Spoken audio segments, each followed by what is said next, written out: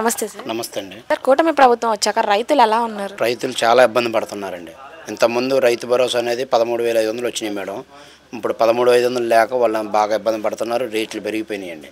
గిట్టుబాటు ధరలు వస్తున్నాయా? గిట్టుబాటు ధరలు రావట్లేదని అంటున్నారండి. నిత్యావసర సరుకులు ఎలా ఉన్నాయి సార్? విపరీతంగా రేట్లు పెరిగినాయండి నిత్యావసర సరుకులు. రైతుల తరపు నుంచి మీరు ఇప్పుడు ఏమీ లేదు కదా, ఇప్పుడు రైతులకి వాళ్ళకి గిట్టుబాటు ధరలు రావాలన్నా, వాళ్ళకి ఇప్పుడు నడవాలన్నా మీరు ఎలా పోరాడతారు వాళ్ళ పట్ల? వైఎస్ఆర్సీపీ జగన్మోహన్ రెడ్డి గారి ఆదేశాల ప్రకారం వాళ్ళు ఏది ఆదేశాలు ఇస్తే ఆ ఆదేశాలు మేము సిద్ధపడుతున్నాం. కరెంటు ఛార్జీలు ఎలా ఉన్నాయి? బాగా పెరిగినాయండి కరెంట్ ఛార్జీలు. కూటమి ప్రభుత్వం వచ్చిన తర్వాత మేము అన్ని ప్రజలకు మంచి చేస్తామంటున్నారు కదా, మంచి ఏమన్నా జరుగుతుందా? మంచి ఏమీ జరగలేదండి ప్రజెంట్ ఇప్పుడు వరకు 8 నెలల్లోని. జగన్ గారి హయాంలో మీకు ప్రతి ఒక్క సంక్షేమ పథకం ప్రతి ఒక్క ఇంటికి అందినాయా?